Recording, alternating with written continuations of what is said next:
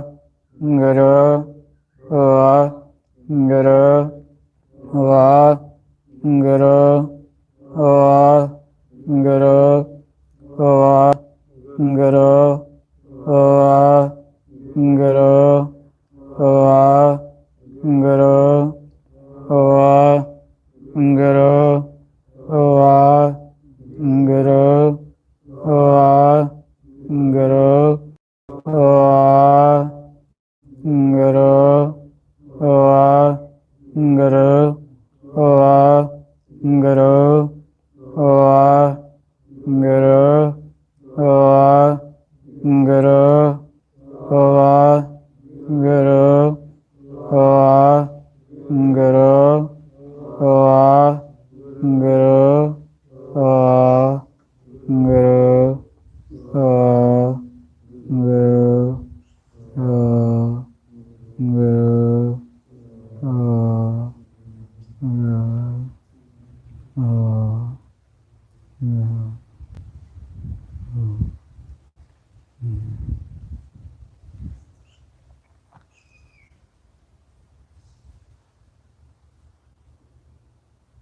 ਵਾਹਿਗੁਰੂ ਜੀ ਕਾ ਖਾਲਸਾ ਵਾਹਿਗੁਰੂ ਜੀ ਕੀ ਫਤਿਹ।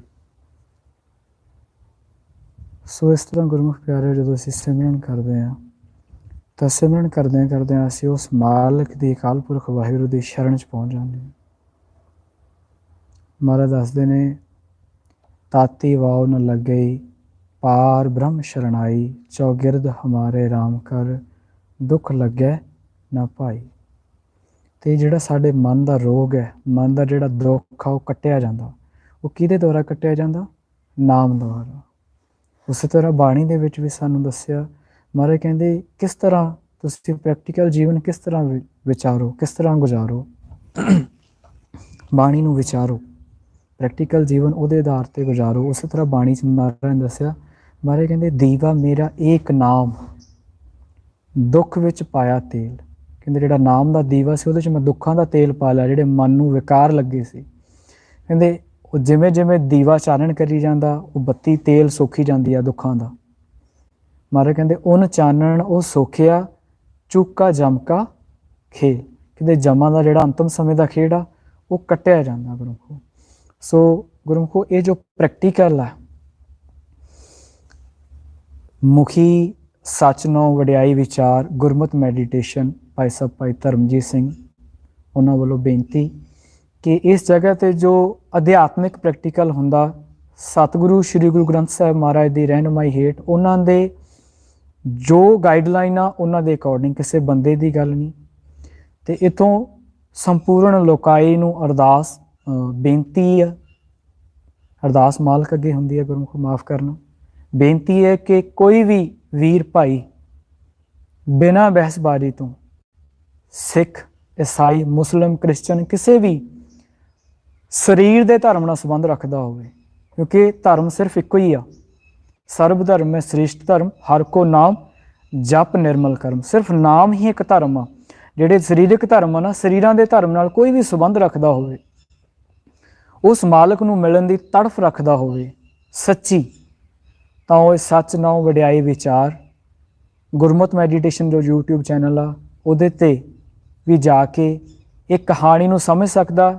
ਸੱਚ ਨਾਉ ਵਡਿਆਈ ਵਿਚਾਰ ਗੁਰੂਸਰ ਕੌਂਕੇ, ਇੱਥੇ ਆ ਕੇ ਵੀ ਕੋਈ ਵੀ ਵਿਚਾਰ ਵਟਾਂਦਰਾ ਜਾਂ ਆਪਣਾ ਪ੍ਰੈਕਟੀਕਲ ਜਾਂ ਉਸ ਮਾਲਕ ਦੇ ਘਰ ਦਾ ਸੁਣਨਾ ਚਾਹੁੰਦਾ ਜਾਂ ਦੱਸਣਾ ਚਾਹੁੰਦਾ ਦੱਸ ਸਕਦਾ, ਪਰ ਵਿਚਾਰ ਬਹਿਸ ਨਹੀਂ ਗੁਰਮੁਖੋ। ਸੋ ਇੰਨੀਆਂ ਕੁ ਬੇਨਤੀਆਂ ਗੁਰਮੁਖੋ ਪ੍ਰਵਾਨ ਕਰਨੀਆਂ। ਸੋ ਅਸੀਂ ਬੇਨਤੀ ਕਰਨ ਤੋਂ ਪਹਿਲਾਂ ਬੇਨਤੀ ਇੱਕ ਹੋਰ ਆਪ ਜੀ ਦੇ ਚਰਨਾਂ ਦੇ ਵਿੱਚ, ਅਸੀਂ ਸਾਰੇ ਸਿੱਖਿਆਰਥੀ ਹਾਂ, ਔਰ ਸਿੱਖਿਆਰਥੀ ਦੀ ਜਿਹੜੀ ਸ਼ਾਰਟ ਫਾਰਮ ਹੈ, ਐਬਰੀਵੇਸ਼ਨ, ਉਹ ਕੀ ਆ? ਸਿੱਖ। ਔਰ ਉਹ ਸਿੱਖ ਕੀ ਆ? ਅਸੀਂ ਇੱਕ ਮਜ਼ਹਬ ਬਣਾ ਲਿਆ ਹੈ, ਅਸੀਂ ਇੱਕ ਧਰਮ ਬਣਾ ਲਿਆ ਸਰੀਰ ਦਾ। ਸਿੱਖ ਬੇਸਿਕਲੀ ਹਿੰਦੂ ਵੀ ਹੋ ਸਕਦਾ, ਕ੍ਰਿਸਚਨ ਵੀ ਹੋ ਸਕਦਾ, ਈਸਾਈ ਵੀ ਹੋ ਸਕਦਾ, ਕਿਉਂਕਿ ਅਸੀਂ ਸਿੱਖਿਆਰਥੀ ਹਾਂ। ਸਿੱਖਿਆਰਥੀ ਨੂੰ ਇੰਗਲਿਸ਼ ਦੇ ਵਿੱਚ ਆਪਾਂ ਸਟੂਡੈਂਟ ਕਹਿ ਦਿੰਦੇ ਹਾਂ, ਤਾਂ ਅਸੀਂ ਸਾਰੇ ਸਿੱਖਿਆਰਥੀ ਹਾਂ। ਸ਼ਾਰਟ ਫਾਰਮ ਦੇ ਵਿੱਚ ਅਸੀਂ ਸਾਰੇ ਸਿੱਖ ਹਾਂ। ਆਪਾਂ ਕਿਸੇ 'ਤੇ ਥੋਪ ਨਹੀਂ ਰਹੇ ਇਸ ਸ਼ਬਦ ਨੂੰ। ਸਿੱਖ ਦਾ ਮਕਸਦ ਹੁੰਦਾ ਸਿੱਖੀ, ਸਿੱਖਿਆ, ਗੁਰਵਿਚਾਰ। ਸੋ ਇੰਨੀਆਂ ਬੇਨਤੀਆਂ ਗੁਰਮੁਖੋ ਪ੍ਰਵਾਨ ਕਰਨੀਆਂ। ਇਸ ਦਾਸ ਪਾਸੋਂ ਇੰਨੀ ਵਿਚਾਰ ਕਰਦੇ ਹਾਂ, ਕੋਈ ਵੀ ਸ਼ਬਦ ਵੱਧ ਘੱਟ ਬੋਲਿਆ ਗਿਆ ਹੋਵੇ, ਸੰਗਤ ਤੇ ਗੁਰੂ ਬਖਸ਼ਣ ਯੋਗ ਨੇ ਬਖਸ਼ ਦੇਣਾ ਜੀ। ਬੁਲਾਓ ਜੀ ਫਤਿਹ। ਵਾਹਿਗੁਰੂ ਜੀ ਕਾ ਖਾਲਸਾ, ਵਾਹਿਗੁਰੂ ਜੀ ਕੀ ਫਤਿਹ।